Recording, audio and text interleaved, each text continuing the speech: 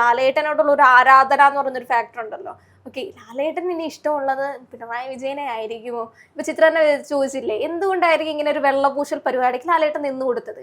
അപ്പൊ ഇതേപോലെ ഇങ്ങനെയെങ്കിലും കുറച്ച് ഈ പറയുന്ന വോട്ടുകൾ അങ്ങോട്ട് കിട്ടും എന്ന് പറയുന്ന ഒരു നിഷ്കളങ്കത കണ്ടിട്ട്, അല്ലെങ്കിൽ അങ്ങനത്തെ കുറച്ച് ചിരിയും കളിയും തമാശയൊക്കെ കാണുമ്പോഴേക്കും ഇങ്ങനെ ഒരു പിണറായി വിജയൻ ഉണ്ടാവുമല്ലോ, അപ്പൊ ഇനി വന്നു കഴിഞ്ഞാൽ ഇതുപോലൊരു പിണറായി വിജയനെ ആയിരിക്കുമല്ലോ നമ്മൾ കാണുന്നത് എന്നൊക്കെ വിചാരിച്ചിട്ട് ആളുകൾ വോട്ട് ചെയ്യുമായിരിക്കും എന്നുള്ളൊരു പ്രതീക്ഷയിലായിരിക്കാം പഴയ സ്ട്രാറ്റജിയാണ്. ഞാൻ തുടക്കത്തിൽ പറഞ്ഞ പോലെ തന്നെ അന്ന് ഈ അച്യുതാനന്ദന്റെ ഒരു അതേ സഖാവിന്റെ ഒരു ഇന്റർവ്യൂ നമ്മൾ കണ്ടിട്ടുണ്ടായിരുന്നു.